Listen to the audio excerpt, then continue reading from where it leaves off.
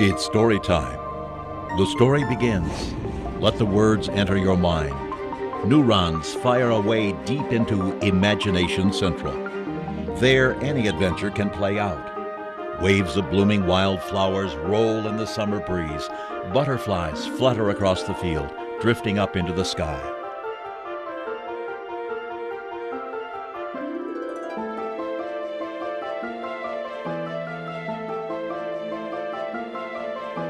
You build a Persian palace from shadowy memories.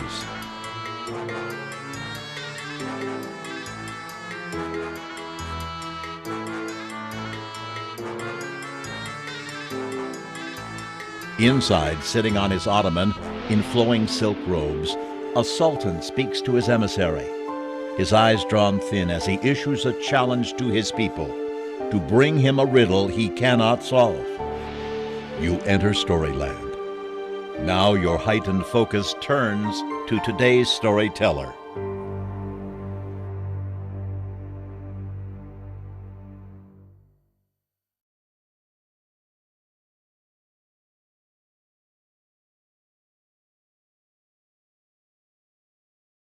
My name is Rosanna Thomas, and I'm here to share some stories with you. At a Spellbinders conference a couple of years ago, Elizabeth Ellis said something that really touched me about stories.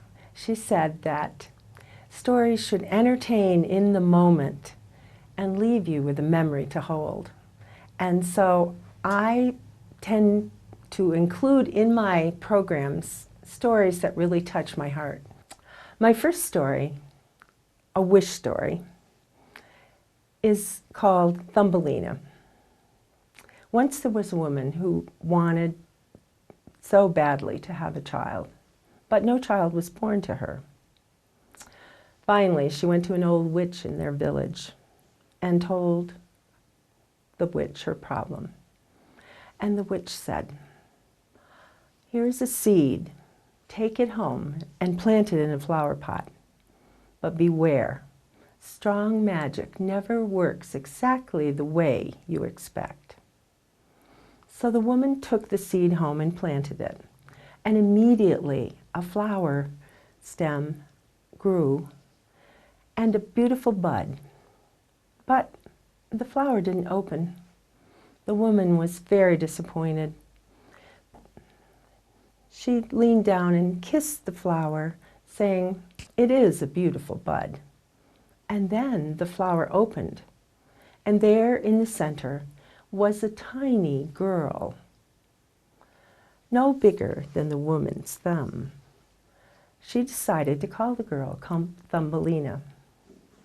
And she took care of her little daughter. The little girl could sing beautifully. For exercise, the woman put a bowl of water on the table and a tulip petal to let the girl row across the water. She provided a walnut shell for a bed. Flower petals were her mattresses. The woman and Thumbelina were very happy together. But one night in summer, the window was open and a toad hopped into the room. When the toad saw the beautiful little girl sleeping in the walnut shell bed, she said, "Oh, this girl will be a wonderful wife for my son." And she picked up the walnut shell and hopped out of the room into the garden and down to the muddy marsh. The girl was still sleeping, but her son, who saw this beautiful little girl, was croaking excitedly, "Hush, son, you'll wake her. She might run away. Let's put this walnut shell bed on a lily pad in the pond, and you and I can provide a beautiful home for your new bride and you." When Thumbelina awoke in the morning, she was confused and distraught. Where was she? Surrounded by water. She called out, and the toad and her son came. "Hush, hush, girl. This is my son who will be your husband." and they took away Thumbelina's walnut shell bed and continued to work on the home in the marsh, leaving Thumbelina. After they'd left, she continued to call out for help, and the fish took pity on her and nibbled away at the stem of the lily pad, and it began to float away. A butterfly came down, and Thumbelina gave the end of her sash to the butterfly so she could move faster away. She was enjoying the idea of freedom and the warm sunshine. But then a beetle flew down and grabbed Thumbelina and flew her to a nearby tree. Thumbelina begged the beetle to let her go, but he said, "My dear, you're very pretty, even though you're not a beetle." Girl beetles flew down and started to comment about Thumbelina. "She has no feelers. Only 2 legs? She's really ugly. You know, she looks like a human being. That's really ugly." Well, the boy beetle took this to heart and decided that he would take Thumbelina down and drop her in a nearby daisy. She was so happy to be free of the beetle, and she loved the flower. In fact, she was left alone, and she lived alone in that beautiful flower garden during the summer. She ate pollen and nectar from the flowers. She drank dew. She wove herself a grass bed. Her life was very happy, with the swallows singing songs to her and living in this beautiful meadow of flowers. But autumn came. The leaves started to fall, and the flowers started to die, and then winter. When you're only this tall and the snow starts to fall, it is not good. Thumbelina, clothes beginning to be ragged and not finding food, stumbled through the nearby field looking for shelter, looking for food. She found a door and she knocked on it. And the door was opened by a field mouse.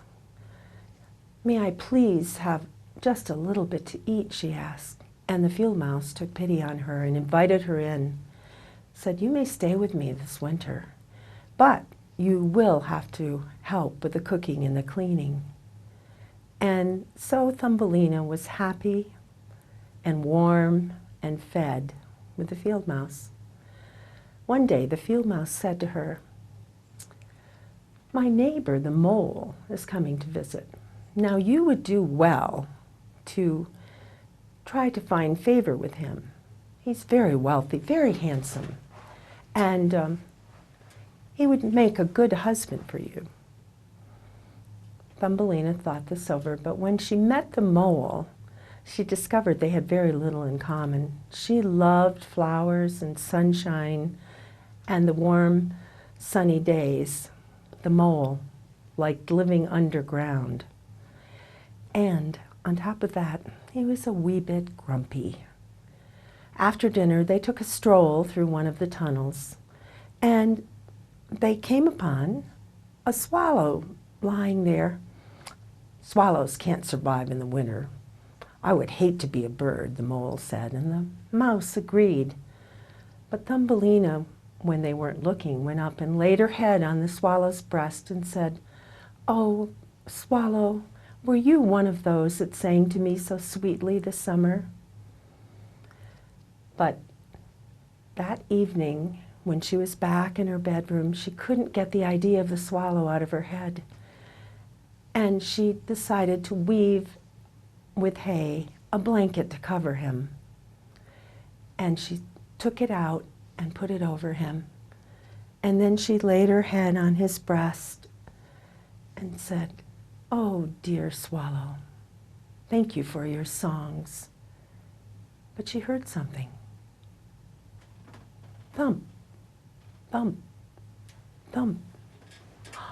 The swallow was not dead. He was just frozen with the cold, and he was reviving. He said weakly, "Oh, thank you, dear child.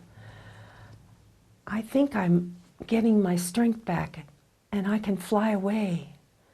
"Oh no," she said, "it is snowing and cold and outside.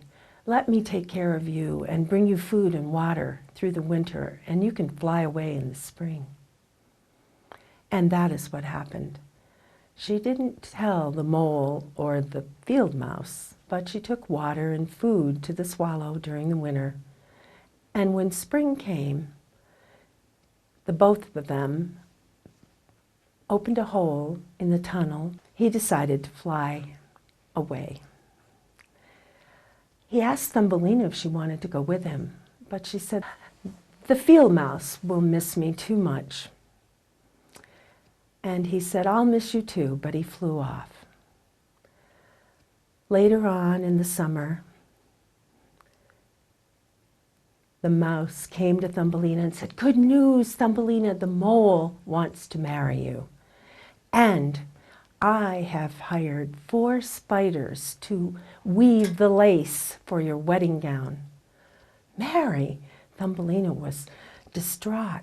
"No, I don't care. I don't love this mole. We have nothing in common." But the mouse would not take no for an answer. And so Thumbelina resigned herself to that fate.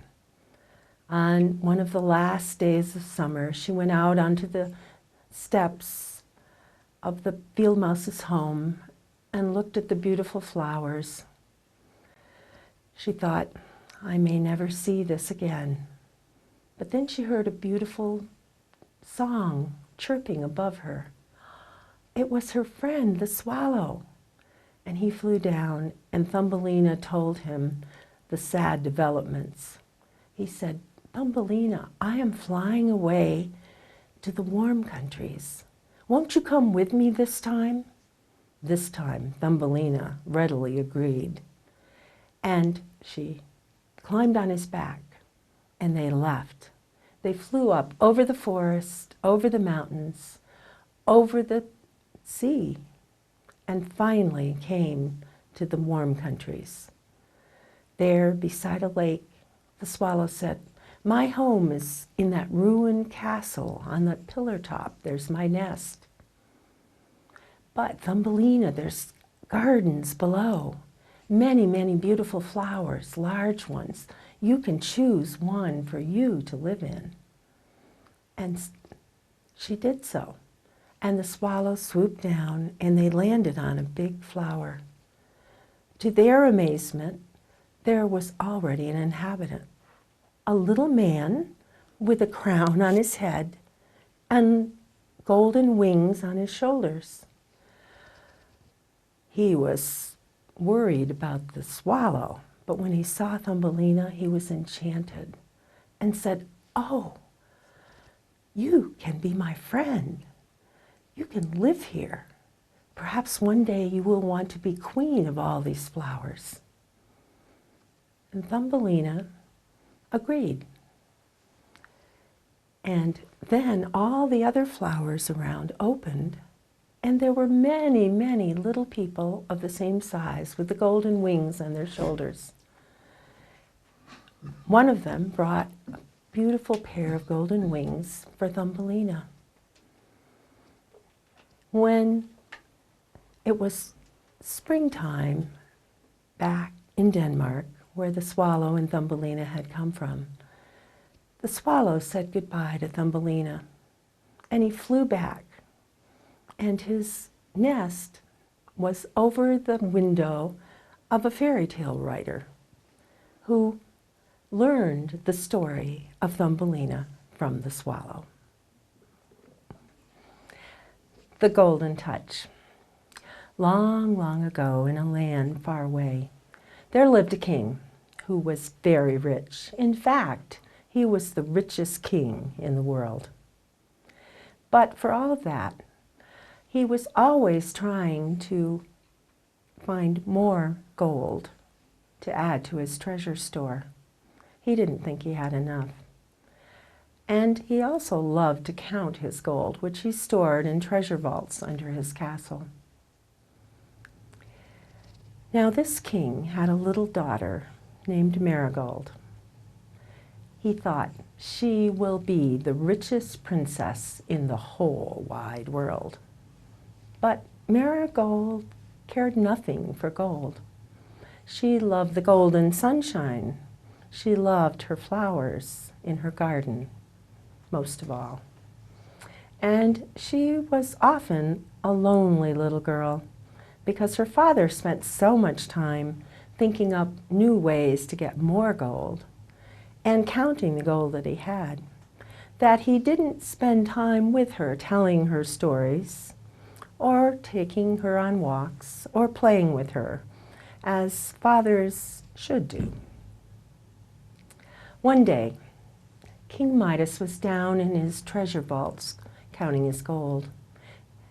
He always locked the door behind him.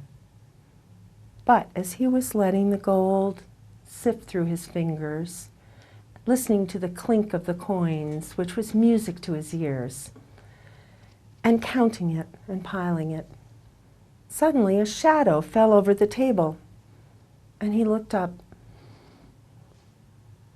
Was his gold not safe? Had someone gotten in through the door? There was a stranger, dressed in shining white, smiling down at him.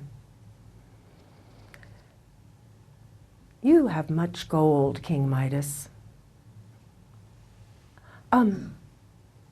Yes, but compared to all the gold in the world, this is not a lot.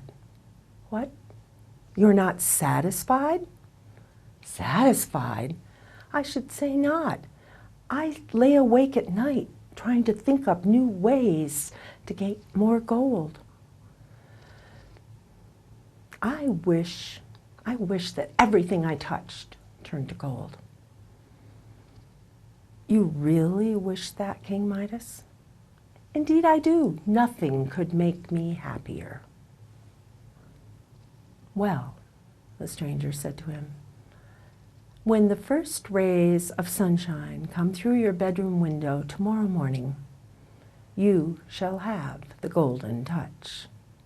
And then suddenly the stranger vanished. King Midas rubbed his eyes. He could not understand what had happened. I must have been daydreaming, he told himself. But oh, how wonderful it would be if that wish came true. The next morning, King Midas awoke and the sky was just turning light. He reached out his hand to touch the coverlet of his bed. Nothing happened. Oh, I knew. It was too good to be true. But then a beam of sunshine came through his window, and where King Midas's hand was on the coverlet turned to gold. Oh! He was elated. He jumped out of bed. He went around touching everything that he could think of. He glanced out the window, and down below was Marigold's garden. Everything in the room had turned to gold at his touch. I will have a wonderful surprise for her, he thought, and he hurried down to Marigold's garden. She'll be so pleased at these golden flowers, he thought, as he returned to his bedroom. When he came in, he noticed the book that he'd been reading the evening before by his bedside, and he thought, I might read a little more before Marigold comes in to share breakfast with me. And he picked up the book. You can guess what happened. Well, I can't read it, but it is much better. Gold. Then his servant came in with his breakfast tray. Oh, that ripe, red, juicy peach looks delicious. I think I'll have that first, he said, and he reached out. And you know what happened when he touched it. Oh, he put it down. It was a lump of gold. He was thirsty, and he reached out for his glass of cold water that he always had. And again, you know what happened. The glass and the water were both gold. Well, I can't eat or drink gold, he said to himself. Suddenly, the door to his room burst open and his little daughter Marigold came in crying bitterly, holding a golden rose. "Oh, Father, look!" Oh, she was so upset she couldn't speak. "What is it, daughter? What's the problem?" "This flower, it doesn't smell sweet. It won't grow anymore. It's a dead thing. I like living flowers." "But daughter, don't you know it's gold? Aren't you happy?" "Oh, no," she was still sobbing. "Never mind," he said. "Let's have breakfast." And she began to eat, but she noticed that her father was just sitting there not eating and looking sad. "What's the matter, Father?" she said, and she ran to him to hug him. And he leaned down to kiss her. And then he cried out in anguish and despair because instead of a laughing, loving little girl, she was a little golden statue. Her eyes would never look at him again. Her lips would not return his kiss. Her arms would never hug him again. He was sobbing. And then a voice said, "Are you happy, King Midas?" "Happy? How can you ask that? I'm the most miserable of men." "But you have the golden touch." "Oh, give me back my little Marigold, and I would give up all the gold in the world." "You are wiser than you were, King Midas. Go plunge in the river at the foot of the garden, and then bring some of the water and sprinkle it on everything that you wish to return to the way it was before." And then the stranger again vanished. King Midas raced out of the room and down to the river, and he plunged into the water. He dipped up a pitcher of water, and he brought it back quickly to the room, and he sprinkled some on little Marigold. Color started to come back to her cheeks, and her blue eyes opened, and she said, "Father, what happened?" And he pulled her into his arms in an embrace. Never again did King Midas care for any gold except the gold of the sunshine and the gold in little Marigold's hair. I do a lot of research, and I like stories that maybe are written currently. I like stories that just really have a message that grab my heart.